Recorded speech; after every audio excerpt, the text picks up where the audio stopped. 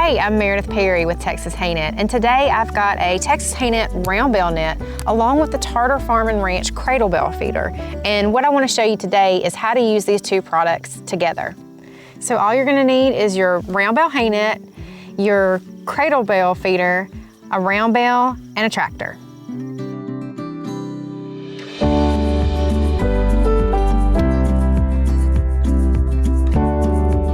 So once you get your hay net open, you can see it down in there.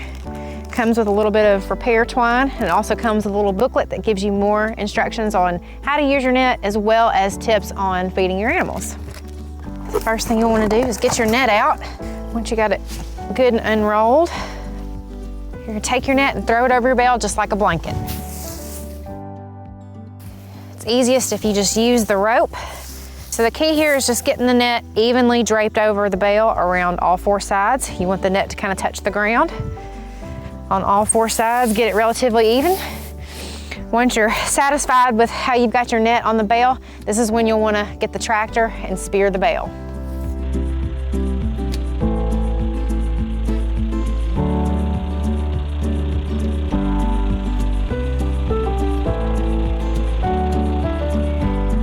So once you've got your net up in the air, you then come up under the bale and you're going to cinch the net closed through the drawstring area.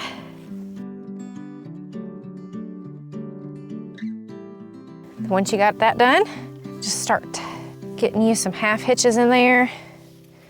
And we recommend doing as many of these as you can because you just don't want a whole lot of extra rope floating around out there.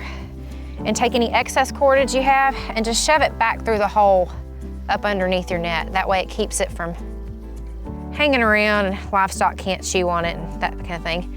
And this is a great example of a small bale. This bale is probably a 4x4 or 4x5, and you can see how much slack you've got in it.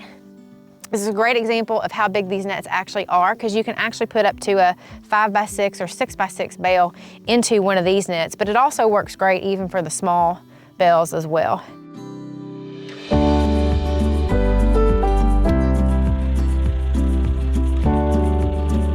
You can take a look and see how durable and tough the net is. We've run a hay spear through it, which is quite a bit bigger around than the holes themselves, and it hasn't done any damage at all. So don't worry about damaging your net. The spear is not going to get it.